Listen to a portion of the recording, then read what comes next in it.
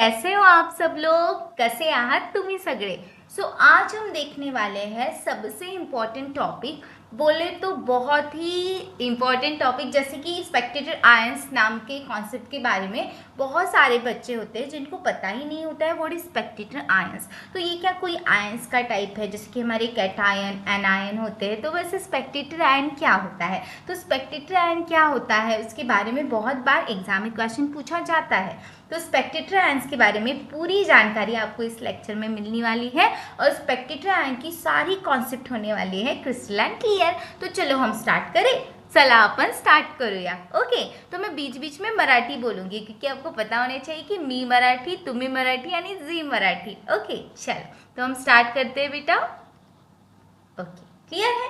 स्पेक्टेटेड ions, जैसे कि यहाँ पे हमें दिया गया है HCl NaOH gives the salt and water, यानी कि हाइड्रोक्लोरिक और सोडियम हाइड्रोक्साइड यानी कि एक एसिड और एक बेस मिलके किसका फॉर्मेशन कर रहे हैं? सॉल्ट और वाटर का। यस, हमें पता है जब एसिड एंड बेस रिएक्ट करते हैं, जब सॉल्ट और वाटर का फॉर्मेशन करते हैं, तो उस रिएक्शन को हम कुछ कुछ नाम देते हैं। हम क्या नाम देते हैं उसको? Neutralization reaction. क्या नाम देते हैं हम इसको? Neutralisation reaction. यस, इसे हम क्या कहते हैं? न्यूट्रलाइजेशन रिएक्शन कहते हैं। माय गॉड, ये बड़ा मुश्किल हो रहा है भाई। ओके चलो, क्लियर है? चलो, since the strong acid and the strong base are completely ionized in aqueous solution, हमें पता है कि HCl एक strong acid है and NaOH क्या है? एक strong base है। ठीक है, क्यों स्ट्रॉन्ग बेस है और क्यों स्ट्रॉन्ग एसिड? क्योंकि पता है हमें स्ट्रॉन्ग एसिड वो होते हैं जो पानी में कंप्लीटली डिसॉल्व हो जाए, कंप्लीटली 100% आयोनाइजेशन कर दे, और जो डिसॉल्व हो जाए कंप्लीटली उसे हम स्ट्रॉन्ग एसिड कहते हैं। उसी तरीके से जो कंप्लीटली डिसॉल्व हो जाता है वाटर में, कंप्लीट आयोनाइजेशन करता है, उसे हम स्ट्रॉन्ग बेस कहते हैं। ठीक है, तो since the strong acid and strong base are completely ionized in aqueous solution, aqueous solution यानी पानी वाला solution, they will be present in the form of ions. हमें पता है जैसे हम उसे पानी में डालते हैं वो किस में प्रेजेंट होते हैं? HCl H प्लस और Cl minus ion, NaOH Na plus और OH minus ion. Yes, during the reaction the अनायन of acid, देखना ध्यान से, अनायन of acid and cation of base do not undergo any net change, यानी कि जो acid का anion है और बेस का कैटायन है, इन ये दोनों जब रिएक्शन करते हैं तब उनमें कोई भी नेट चेंज नहीं होता है। Therefore the net reaction would be formation of water bye combination of H plus and OH minus ion. तो H प्लस और OH माइनस आयन के कॉम्बिनेशन से आपको क्या मिलता है? पानी, water. Yes, H plus Cl minus ion, Na plus OH minus ion, क्या मिलेगा आपको? NaCl और वाटर।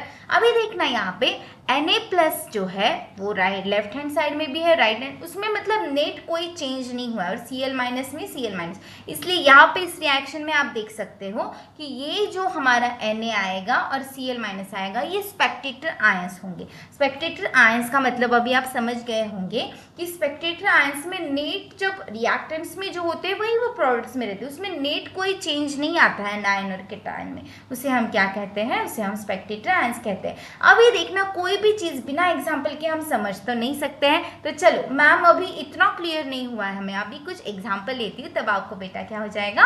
क्रिस्टल क्लियर होने लग जाएंगी चीज़ें। चलो, तो पहला एग्जाम्पल हमने यहाँ पे लिया है barium chloride plus potassium sulphate, जो हमें देगा बैरियम सल्फेट और पोटेशियम क्लोराइड। यस, क्लियर है? अभी देखना, इसे हम आयंस की फॉर्म में लिखते हैं, जैसे कि हमने लिखा Ba+2, क्या आएगा? 2 प्लस आएगा, Cl minus plus potassium plus plus sulphate ion 2 minus, it's gives the barium sulphate, जो क्या सॉलिड फॉर्म में है बेटा, और K प्लस और Cl माइनस आयंस। तो आप बोलोगे मैम यहाँ पे +2 कैसे? आप चार्ज निकालोगे तो Cl पे -1 होता है, तो ऑब्वियसली आपकी ऑक्सीडेशन स्टेट +2 आ जाएगी। एल्कली मेटल्स पे ऑलवेज पॉजिटिव चार्ज होता है और सल्फेट आयन पे -2 होता है। यस, ये चीज़ें तो आपको पता है। ओके, क्लियर है? चलो, तो अभी देखना, हमारे बैरियम सल्फेट की क्या बन गई बेटा? सॉलिड स्टेट में आ गया है। जो एक्वस मीडियम में था तो वो किस में आ गया है? सॉलिड स्टेट में। तो हमारे जो अनचेंज्ड नेट आयंस है वो कौन है? देखना, वो है हमारा K plus Cl minus Cl minus. It means यहाँ पे हमारे स्पेक्टेटर्स आयन कौन है बेटा?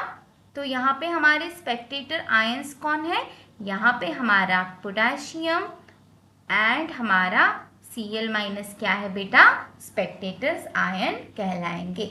बताओ यहाँ पे आपको क्लियर है ये बातें? ये क्या कहलाएंगे? आपके स्पेक्टेटर आयंस। ठीक है, अभी इस एग्जाम्पल से तो बातें थोड़ी थोड़ी क्लियर होने ही लग गई होगी, है ना?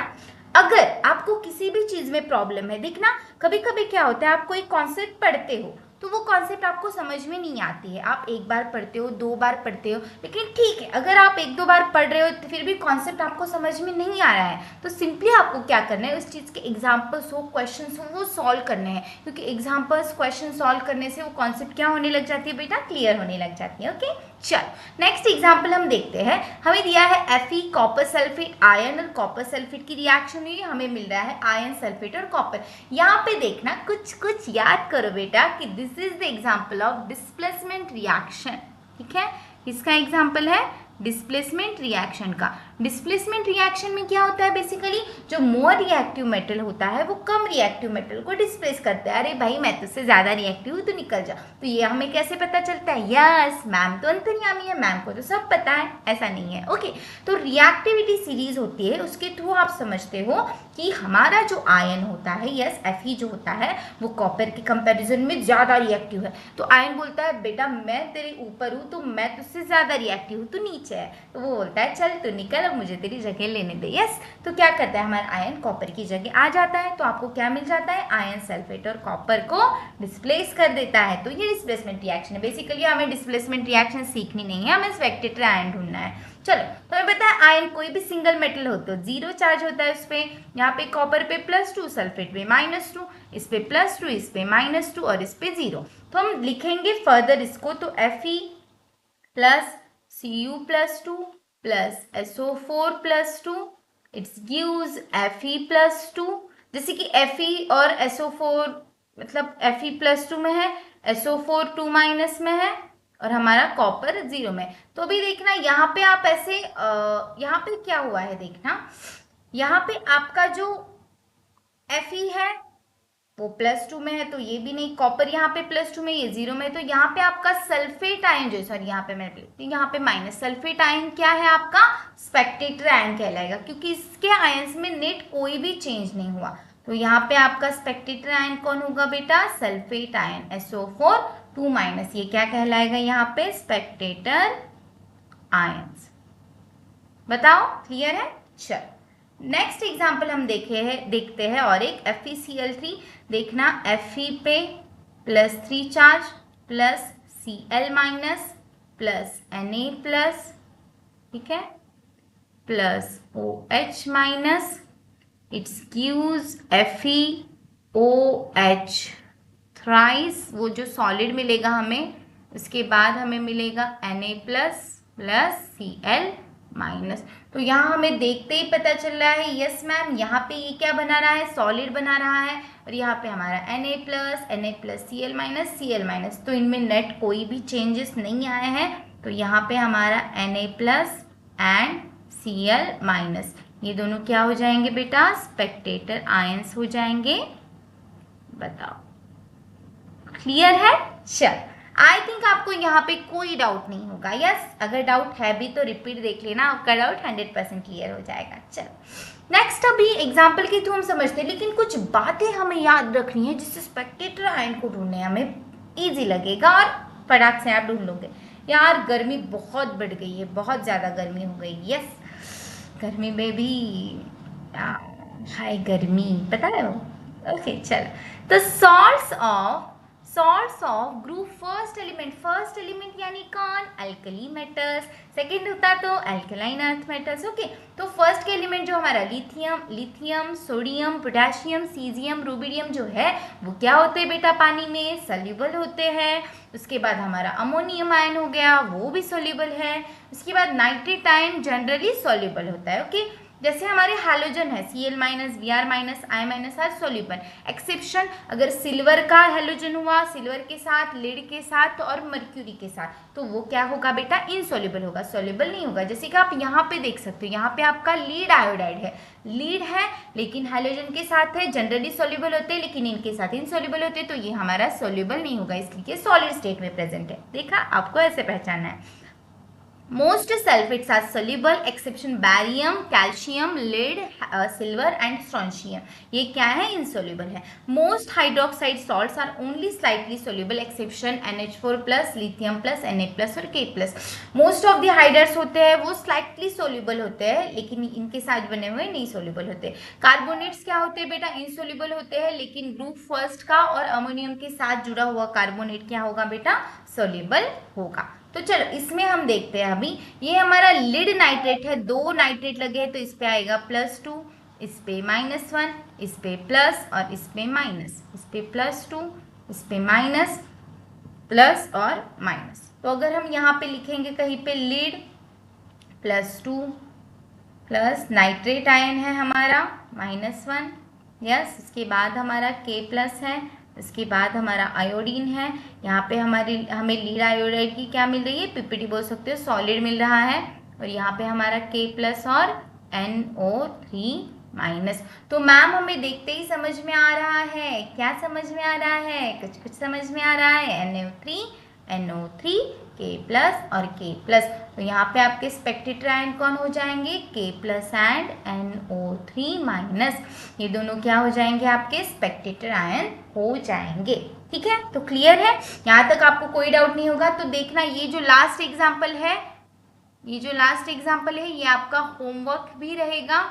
पहले मुझे प्रॉमिस करो, ये एग्जाम्पल दिखते हैं, आप पहले खुद से सॉल्व करोगे, देन आप इसका सॉल्यूशन देखोगे। अभी मैं बता रही हूँ लेकिन आपको यहाँ पे वीडियो को स्टॉप करना है आप जब देख रहे हो तब, और आपको क्या करना है बेटा, इसका सॉल्यूशन, और जिसने भी सॉल्व किया है वो मुझे कमेंट में बताएगा, यस मैम लास्ट में जो आपने एग्जाम्पल दिया है वो हमने पहले सॉल्व कर लिया था। ओके, क्लियर है। चलो, AgNO3 है, सिल्वर नाइट्रेट है, yes, Ag plus NO3 AgOG, लोरी सुनो जी, है ना, पता है ना।